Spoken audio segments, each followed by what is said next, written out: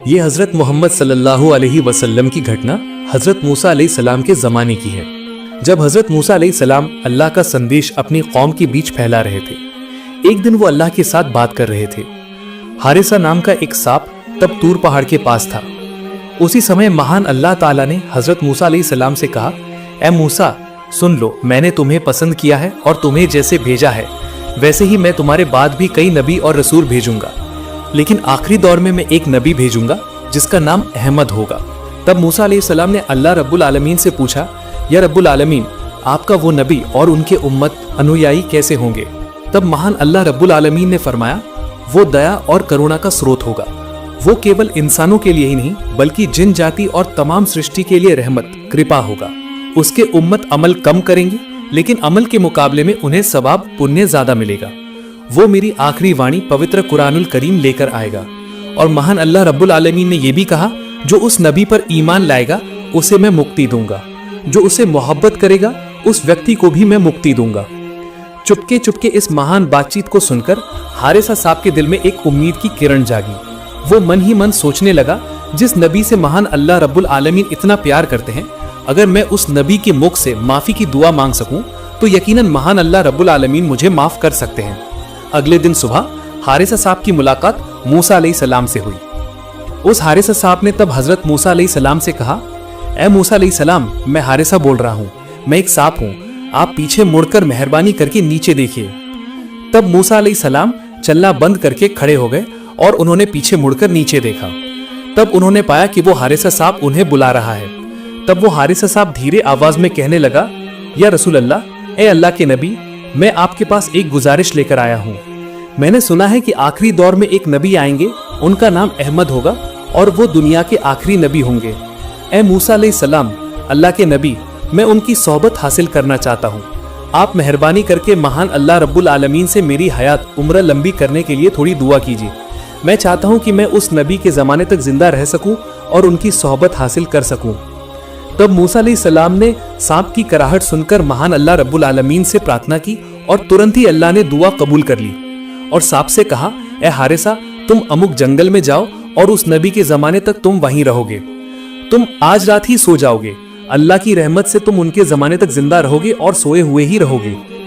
याद रखना, जिस जमाने में तुम्हारी नींद टूटेगी वही जमाना आखिरी नबी यानी नबी अहमद का जमाना होगा। तब वो हारिसा साहब मूसा नबी के कहे अनुसार ही उस जंगल में जाकर गुफा के अंदर एक गड्ढे में सो गया। साल पर साल गुजरते गए, दौर बदलते गए, राजा बदलते गए। मूसा अलैहिस्सलाम का जमाना भी चला गया। उसके बाद कई नबी आए और वे भी चले गए। एक समय पर हजरत मोहम्मद सल्लल्लाहु अलैहि वसल्लम का जन्म हुआ और वो धीरे धीरे बड़े होते गए। उनके बचपन किशोर अवस्था से गुजरकर उन्होंने जवानी की उम्र में नबूवत प्राप्त की। ठीक उसी समय जंगल की गहराई में स्थित उस टीले यानी छोटी पहाड़ी के अंदर हारिसा नाम के सोए हुए सांप की नींद टूट गई। ऐसा लग रहा था जैसे किसी ने उसे जगाया हो। उसका दिल भर आया। उसके अंतर्मन में एक अजीब एहसास जाग उठा कि उनके प्यारे नबी हजरत मोहम्मद सल्लल्लाहु अलैहि वसल्लम इस दुनिया में तशरीफ आ चुके हैं। लेकिन वो नहीं जानता कि जान से प्यारे रसूल अल्लाह सल्लल्लाहु अलैहि वसल्लम कहाँ रहते हैं। उसे बस इतना पता था उनका जन्म मक्का शहर में होगा। लेकिन हारिसा साहब ने और देर नहीं की। उसने एक लंबी यात्रा का रास्ता शुरू किया। रेगिस्तान की तपती रेत को पार करके पहाड़ की ढलान पर चलता रहा वो हारिसा साहब। इसी तरह करीब 6 महीने गुजर गए। हारिसा साहब अपनी छाती के बल चलकर उस अरब यानी मक्का पहुंच गया।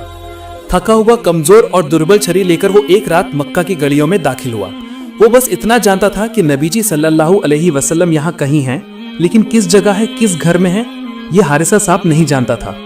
उस रात भर नबी करीम सल्लल्लाहु अलैहि वसल्लम को ढूंढते ढूंढते आखिरकार हारिसा साहब बहुत थक गया। वो उस समय अबू जहल की घर के सामने जाकर गिर पड़ा। बिना खाए पिए सफर करते करते हारिसा साहब थक गया था, इसलिए जब वो अबू जहल के घर के सामने पहुंचा तो वो और चल नहीं पाया। तब उसने आराम करने का फैसला किया और वहीं पर वो हारिसा साहब सो गया। अगले दिन सुबह जब अबू जहल घर से बाहर निकला तो उसने देखा कि उसके घर के सामने एक सांप सोया हुआ है। उस सांप को देखकर अबू जहल को बहुत गुस्सा आया। अबू जहल ने तब सांप को खतरा मानकर उसे एक लाठी लेकर मारने की कोशिश की, लेकिन अचानक एक अजीब घटना हुई। अचानक सांप ने अबू जहल को देखकर बोलना शुरू कर दिया और वो अबू जहल को देखकर कहने लगा, ए अल्लाह के बंदे, मुझे मत मारो। मैं विश्व नबी हजरत मोहम्मद सल्लल्लाहु अलैहि वसल्लम से मिलने आया हूँ। मैं मूसा के जमाने में पैदा हुआ था और उनकी दुआ से उम्र पाकर आज भी जिंदा हूँ। मैं हजरत मोहम्मद सल्लल्लाहु अलैहि वसल्लम से मिलकर यहाँ से चला जाऊंगा। मैं तुम्हारा कोई नुकसान करने नहीं आया हूँ, कृपया तुम मेरा कोई नुकसान मत करो। सांप को बात करते देख अबू जहल को बहुत आश्चर्य हुआ, लेकिन मोहम्मद का नाम सुनकर वो गुस्से से लाल हो गया और आग बबूला होने लगा। उसने चिल्लाकर अपनी पत्नी को आवाज दी, ओ मुजालिदा, तुम कहाँ हो? देखो, मोहम्मद ने मुझे मारने के लिए एक सांप भेजा है। ये एक जादुई सांप है, ये इंसानों की तरह बात भी कर सकता है। उसकी पत्नी घर से बाहर निकली और देखा अबू जहल वाकई सच कह रहा था। सांप बात कर सकता था और मुंह से मोहम्मद नबी का नाम ले रहा था। मुजालिदा एक सच्ची औरत थी। वो भले ही इस्लाम का समर्थन न करती हो, लेकिन इस्लाम के प्रति उचित श्रद्धा रखती थी। लेकिन अबू जहल की वजह से वो मुंह से कभी श्रद्धा व्यक्त भी नहीं कर पाती थी।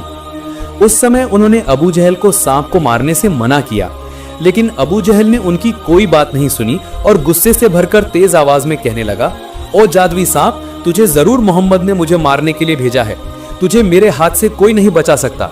आज मैं तुझे मार ही डालूंगा। ये कहकर वो सांप के शरीर पर चोट करने लगा। तब हारिसा सांप चीखने लगा, लेकिन क्रूर अबू जहल ने उसे मुक्ति नहीं दी। लेकिन सांप ने इतना दर्द सहकर भी कोई हमला नहीं किया। उसने डंक भी नहीं मारा। वो सिर्फ विनती करके कहने लगा, ए अल्लाह के बंदे, मुझे छोड़ दो। मैं तो तुम्हारा कोई नुकसान नहीं करूंगा। मैं सिर्फ हजरत मोहम्मद सल्लल्लाहु अलैहि वसल्लम से मिलकर चला जाऊंगा। लेकिन क्रूर अबू जहल ने उसकी कोई बात नहीं सुनी। सांप को एक समय पर मारते मारते अधमरा करके एक पिंजरे में कैद कर दिया।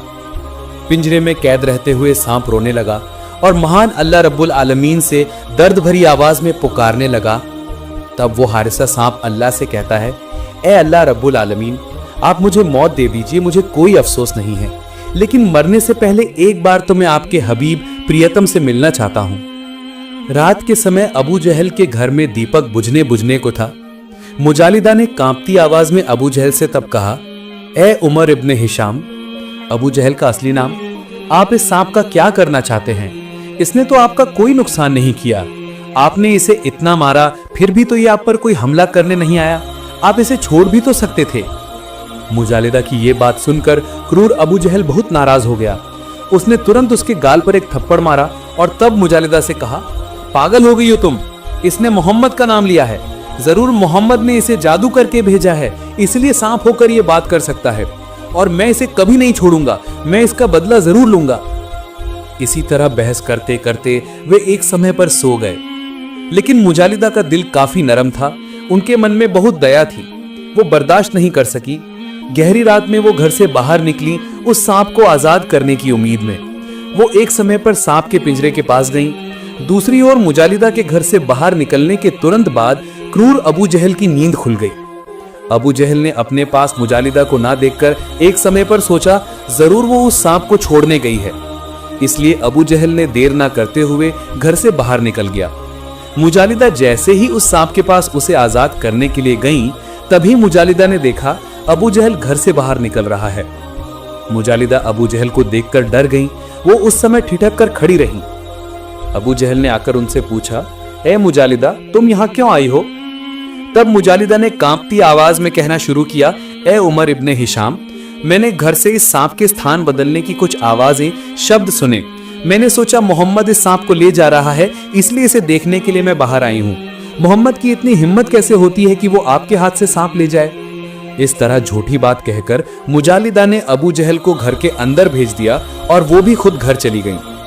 अगर मुजालिदा अबू जहल को ये बात ना कहती तो शायद क्रूर अबू जहल उन्हें यातना देता।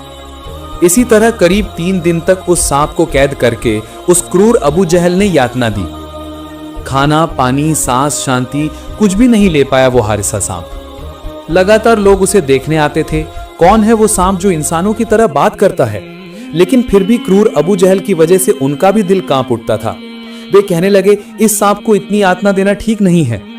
लेकिन सांप सिर्फ रोता था और अल्लाह अल्लाह कहकर चिल्लाता था। आखिरकार 3 दिन गुजरने के बाद हारिसा सांप का शरीर कमजोर पड़ गया, वो मर गया। लेकिन यही खत्म नहीं होता। अबू जहल इतने पर भी संतुष्ट नहीं हुआ। वो बोल उठा, इसे सिर्फ मौत देने से नहीं होगा, इसे आग में जलाकर राख कर देना होगा और पूरे इलाके में दिखाना होगा कि मोहम्मद ने मुझे एक सांप भेजा था मारने के लिए, लेकिन मैंने उस जादुई सांप को मार डाला है और आग में जलाकर उसे राख बना दिया है। योजना के अनुसार ही अबू जहल ने उस सांप को आग में जला दिया और उसके मृत्यु शरीर को राख बना दिया।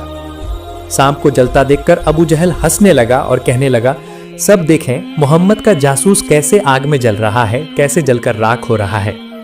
आखिरकार जब वो सांप जलकर राख हो गया तो अबू जहल ने उस राख को ढक्कन वाले एक पीतल के बर्तन में रख लिया। अब शुरू हो गया झूठ के अहंकार वाला वो खेल।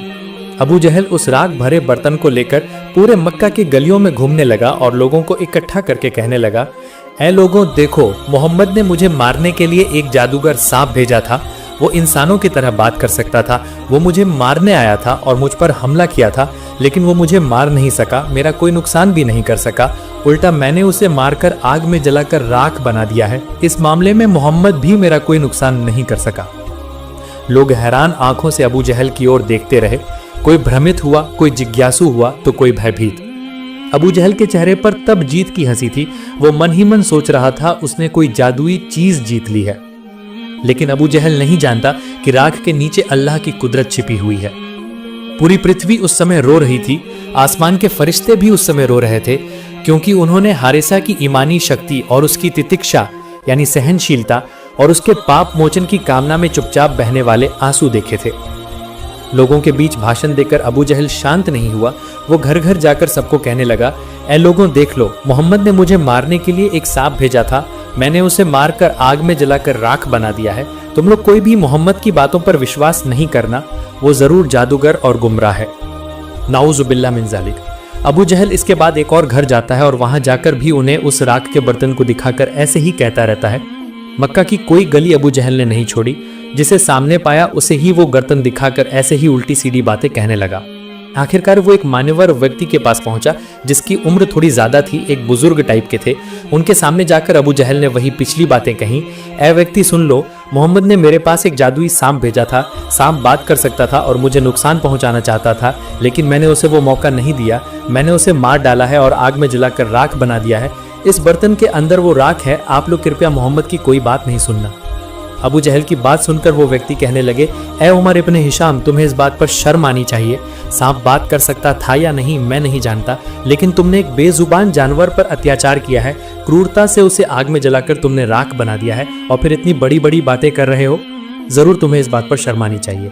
तुम मोहम्मद के पास जाओ और उनसे जाकर पूछो क्या उन्होंने सचमुच इस सांप को तुम्हारे पास भेजा था जैसा कि अबू जहल कह रहा था, या इससे कोई अलग बात थी। अबू जहल ने उनकी बात का उत्तर दिया, अच्छा ठीक है, कल सुबह ही मैं मोहम्मद से मिलूंगा। इसके बाद अबू जहल नबी करीम सल्लल्लाहु अलैहि वसल्लम के पास जाता है। उनके आसपास लोगों की बहुत भीड़ थी। सब देखना चाह रहे थे इस सांप के बारे में मोहम्मद क्या करना चाहते हैं। क्या मोहम्मद ने वास्तव में अबू जहल के पास इस सांप को भेजा था जैसा कि अबू जहल कह रहा था, या इससे कोई अलग बात थी। अबू जहल सबके सामने खड़ा है। अबू जहल के सामने नबी करीम सल्लल्लाहु अलैहि वसल्लम खड़े हैं। उनके पीछे कुछ सहाबी साथी खड़े हैं। अबू जहल ने पूछा, ऐ मोहम्मद बताओ तो मेरे हाथ में क्या है। नबी करीम सल्लल्लाहु अलैहि वसल्लम ने फरमाया, ऐ उमर इब्ने हिशाम, आपके हाथ में तो एक पीतल का बर्तन है जो लाल कपड़े से ढका हुआ है, लेकिन इसके अंदर क्या है वो मैं नहीं जानता। तब अबू जहल हंसने लगा और कहने लगा, ऐ लोगों सब देखो, मोहम्मद अक्सर भविष्यवाणी करता है। भविष्य में ये होगा, भविष्य में वो होगा, लेकिन उसकी आंखों के सामने रखे बर्तन में क्या है वो ये नहीं बता सकता। तो फिर वो कैसा नबी है। अबू जहल की बात के जवाब में नबी करीम सल्लल्लाहु अलैहि वसल्लम बोल उठे, ऐ उमर इब्ने हिशाम, मैं कोई भविष्यवक्ता नहीं हूं और ना ही मुझे आने वाले कल के बारे में कोई ज्ञान है। अल्लाह की तरफ से मुझे जो बताया जाता है मैं वही तुम लोगों के सामने व्यक्त करता हूं। मैं उसमें ना कुछ कम करता हूं ना कुछ बढ़ाता हूं और ना ही अपनी तरफ से कुछ कहता हूं। तब अबू जहल और जोर से हंसने लगा और कहा, ऐ मोहम्मद, तुम हमें मौत के बाद की बातें बताते हो। मौत के बाद हमें जहन्नम में जाना होगा, हश्र होगा, तो फिर इस बर्तन के अंदर क्या है वो बताकर दिखाओ। अगर तुम बता सकते हो तो मैं ईमान ले आऊंगा। अबू जहल की इस बात के बाद नबी करीम सल्लल्लाहु अलैहि वसल्लम ने कुछ देर के लिए सिर झुका लिया। फिर उन्होंने सिर उठाया और आसमान की ओर देखा। फिर वो प्रार्थना करने लगे और कहने लगे, या रब्बुल आलमीन, अगर आप चाहें तो मौत को जिंदगी दे सकते हैं और अगर आप चाहें तो जिंदगी को मौत दे सकते हैं। आपके हुक्म के बिना कुछ भी संभव नहीं है। पेड़ का एक पत्ता भी आपकी इजाजत के बिना नहीं हिलता। इस पीतल के बर्तन के अंदर क्या है मैं वो नहीं जानता। मेहरबानी करके आप इसके अंदर की चीज को प्राण लौटा दीजिए ताकि वो खुद गवाही दे सके कि अल्लाह एक है, उसका कोई शरीक नहीं है। नबी जी की ये प्रार्थना करते ही अंदर से सांप बोल उठा और बोला, लब्बैक या रसूल अल्लाह, अल्लाह के सिवा कोई माबूद नहीं है, अल्लाहु अकबर। ये बात कहते ही अबू जहल डर गया और उस बर्तन को हाथ से गिरा दिया। उसी वक्त उसका ढक्कन खुल गया और सांप बाहर निकल आया। तब सांप ने नबी जी को देखकर रोना शुरू कर दिया। उसकी आंखों के किनारे आंसू चमकने लगे और तब उसने नबी जी को देखकर कहना शुरू किया, या रसूल अल्लाह, मैं गवाही देता हूँ आप अल्लाह ताला के बंदे और उसके भेजे हुए रसूल हैं। अल्लाह ताला का कोई शरीक नहीं है। दूसरी ओर अबू जहल चीख उठा और कहने लगा, ए मोहम्मद, ये जरूर तुम्हारा जादू है। बर्तन के अंदर ये सांप राख की हालत में था। मैंने अपने हाथों से इसे आग में जलाया था। जरूर तुमने जादू करके इसे वापस जिंदा कर दिया है। तुम यकीनन एक खुले जादूगर हो। अबू जहल की बात का जवाब सांप ने खुद दिया और सांप ने तब अबू जहल से कहा, ए उमर इब्न हिशाम, सुन लो, अल्लाह रब्बुल आलमीन ने खुद मुझे प्राण लौटाए हैं। इसमें मोहम्मद सल्लल्लाहु अलैहि वसल्लम का कोई हाथ नहीं है। उन्होंने तो सिर्फ दुआ की है। वो यकीनन कोई जादूगर नहीं है। आसपास के लोग जोर से बोल उठे, अल्लाहु अकबर, ये जरूर कोई जादू नहीं है, ये अल्लाह रब्बुल आलमीन की खुली कुदरत है।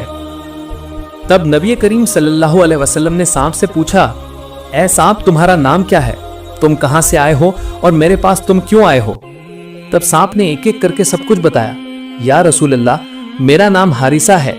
मैंने हजरत मूसा अलैहिस्सलाम के जमाने में जन्म लिया था। या रसूल अल्लाह, मेरी दिली ख्वाहिश थी कि मैं आपकी सोहबत पाऊंगा और आपसे मेरे लिए मगफिरत की दुआ कराऊंगा।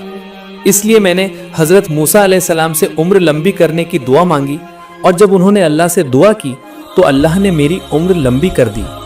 मैं उनके ज़माने से आपके ज़माने तक सोया हुआ था, लेकिन मक्का में मुझे नहीं पता था आप कहाँ रहते हैं, जिसके लिए मक्का आकर मैं बहुत घूमा। आखिरकार मैं थक गया और इस आदमी के घर के सामने सो गया। इस आदमी ने जब ही मुझे देखा वो मुझे तब मारने आया, लेकिन मैंने उसे मना किया। मैंने उससे माफ़ी मांगी, लेकिन उसने जब ही मेरे मुंह से आपका नाम सुना वो मुझ पर हमलावर हो गया। मुझे बहुत चोट पहुंचाता रहा, बहुत अत्याचार करता रहा, मुझे पिंजरे में भी कैद कर दिया। मैंने उससे बार बार कहा मुझे छोड़ दे, बहुत विनती भी की, लेकिन उसने मुझे तब नहीं छोड़ा। आखिरकार उसने मुझे मारकर आग में जलाकर राख बना दिया। या रसूल अल्लाह, मैंने तब भी उसका कोई नुकसान नहीं किया था, लेकिन अब चूंकि दूसरी बार मुझे मौका मिला है, अब ये मौका मैं हाथ से नहीं जाने दूंगा। अब मैं उसे नहीं छोड़ूंगा, मैं उसे खत्म कर दूंगा। ये कहकर हारिसा सांप अबू जहल की ओर लपका उसे डसने के लिए। उस समय अबू जहल डर के मारे भागने लगा, लेकिन नबी करीम सल्लल्लाहु अलैहि वसल्लम ने पीछे से सांप को आवाज दी और कहा, ए हारिसा, तुम उसे माफ कर दो, उसका कोई नुकसान मत करो। मानता हूं तुम पर जरूर जुल्म और अत्याचार हुआ है, लेकिन याद रखना, अगर तुम किसी को माफ कर देते हो, क्षमा कर देते हो, तो यकीनन महान अल्लाह रब्बुल आलमीन भी तुम्हें माफ करेंगे और उसके बदले में तुम्हें उत्तम प्रतिफल देंगे। नबी जी की आवाज सुनकर हारिसा सांप और आगे नहीं बढ़ा। उसने नबी जी की बात का पालन किया और अबू जहल को माफ कर दिया। इसके बाद उसने एक और गुजारिश की और कहा, या रसूल अल्लाह, मेरी आपसे एक और फरमाइश है। कृपया महान अल्लाह रब्बुल आलमीन से थोड़ी दुआ कीजिए, वो मुझे इंसान बना दें।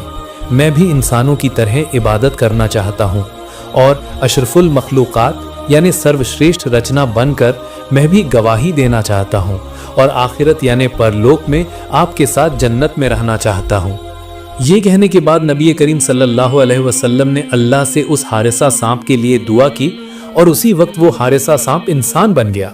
इंसान बनने के बाद वो जब तक जिंदा रहा तब तक नबी करीम सल्लल्लाहु अलैहि वसल्लम की खिदमत करता रहा।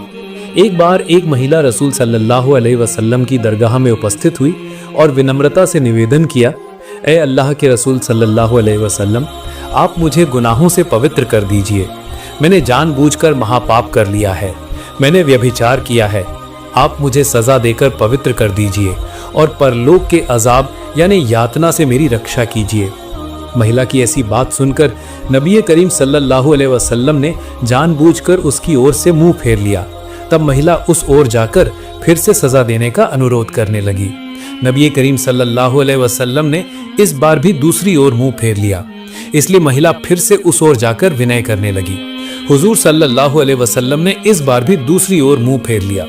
इस तरह वो महिला हटी होकर लगातार 4 बार हुजूर सल्लल्लाहु अलैहि वसल्लम के सामने अपने अपराध को स्वीकार किया और शरीयत के अनुसार सजा लागू करने का आग्रह किया। उसने कहा, हुजूर, मैं जानती हूं कि इस पाप की सजा कितनी भयानक है, पत्थर मारकर मृत्यु दंड लागू करना, लेकिन फिर भी मैं उस सजा को स्वेच्छा से स्वीकार करने के लिए तैयार हूं, क्योंकि दुनिया की इस मामूली सजा से ज्यादा भयानक, असीम पीड़ादायक आखिरत की सजा है। इसलिए दया करके आप दुनिया की सजा लागू करके आखिरत की असहनीय सजा से मुझे मुक्ति दिलाने का इंतजाम कर दीजिए। महिला के असामान्य जोर देने पर आखिरकार नबी करीम सल्लल्लाहु अलैहि वसल्लम ने उससे बात की। तुमने इस भरी सभा में स्वेच्छा से अपने अपराध को बार बार स्वीकार किया है, इसलिए तुम पर सजा लागू की जा सकती है, लेकिन चूंकि तुम अभी गर्भवती हो, इसलिए तुम्हारी मृत्यु नहीं हो सकती, अतः तुम अभी चली जाओ। इसके बाद संतान को जन्म देने के बाद उसका अच्छे से पालन पोषण करती रहना। जब वो दूध पीना छोड़ दे और अन्य भोजन करना सीख जाए और उसका जीवन तुम्हारे ऊपर निर्भर न रहे, वो खुद ब खुद सामान्य रूप से चल फिर सके, तब तुम आना, तब मैं तुम पर शरीयत का नियम लागू करूंगा, सजा दूंगा। रसूल सल्लल्लाहु अलैहि वसल्लम की बात सुनकर संतान प्रसव की प्रतीक्षा में महिला चली गई। इसके बाद घर जाकर संतान प्रसव का इंतजार करने लगी। एक दिन संतान का जन्म हुआ। धीरे धीरे वो बड़ा होने लगा, दूध पीना छोड़कर अन्य भोजन की ओर झुका। धीरे धीरे माँ के बिना ये वो करने लगा। तब तक उसके सभी प्रकार के भाव राग यानी जज्बात चले जाने चाहिए थे। होश में आकर सामान्य जीवन के प्रति रुचि पैदा होनी चाहिए थी, जीवन के प्रति ममता पैदा होनी चाहिए थी, लेकिन नहीं। आखिरत के डर से तब भी उसके फैसले में कोई बदलाव नहीं था। 2.5 साल बाद वो फिर से नबी करीम सल्लल्लाहु अलैहि वसल्लम की दरगाह में आकर उपस्थित हुई। गोद में 2.5 साल का निर्दोष बच्चे के मुंह में रोटी का टुकड़ा, जिसका मकसद ये समझाना था कि बच्चा अब मेरे स्तन के दूध पर निर्भर नहीं है, वो अब अन्य भोजन खाकर गुजारा करने में सक्षम है। मेरे न रहने पर भी उसे कोई समस्या नहीं होगी। हुजूर सल्लल्लाहु अलैहि वसल्लम से विनम्रता पूर्वक निवेदन किया, हुजूर, आपके साथ किए गए वादे के अनुसार मैं उपस्थित हुई हूँ। सभी शर्तें पूरी हो गई हैं। शरीयत का विधान लागू करने में अब कोई बाधा नहीं है, इसलिए दया करके बहुत जल्दी मुझे पवित्र कर दीजिए। दुनिया की मामूली सजा के बदले में आखिरत की असहनीय सजा से मेरी रक्षा कीजिए। आखिरकार रहमत के नबी सल्लल्लाहु अलैहि वसल्लम ने शरीयत का विधान लागू करने का आदेश दिया और पत्थर फेंककर उसकी मृत्यु दंड लागू किया गया। जनाजे की नमाज पढ़ाने का समय आया तो नबी करीम सल्लल्लाहु अलैहि वसल्लम खुद उसकी जनाजे की नमाज पढ़ाने के लिए आगे बढ़े। तब हजरत उमर रदी अल्लाह ताला अन्हो ने पूछा, ए अल्लाह के रसूल सल्लल्लाहु अलैहि वसल्लम, इस महिला ने तो अवैध काम किया था, फिर भी आप खुद उसकी जनाजे की नमाज पढ़ाने जा रहे हैं, क्या कारण है? नबी करीम सल्लल्लाहु अलैहि वसल्लम ने फरमाया, ए उमर, इस महिला से घिनौना काम हो गया था, ठीक है, लेकिन उसने अति ईमानदारी और निष्ठा के साथ ऐसी तौबा की है कि अगर उसकी तौबा का 10वां हिस्सा भी पूरे मदीना के निवासियों में बांट दिया जाए तो तमाम मदीना के निवासियों के गुनाह माफ हो जाएंगे। सुभान अल्लाह। अल्लाह पाक हम सबको उसकी नाफरमानी और सभी प्रकार के गुनाहों से हिफाजत करे। प्रिय दर्शकों, वीडियो समाप्त करने से पहले एक छोटी सी गुजारिश है, कमेंट बॉक्स में आप लोग आमीन जरूर लिखिएगा। तो ये थी आज की घटना। नई नई वीडियो पाने के लिए हमारे चैनल को जरूर सब्सक्राइब करें। आशा है आप सब खुश रहेंगे और स्वस्थ रहेंगे। अस्सलामु अलैकुम।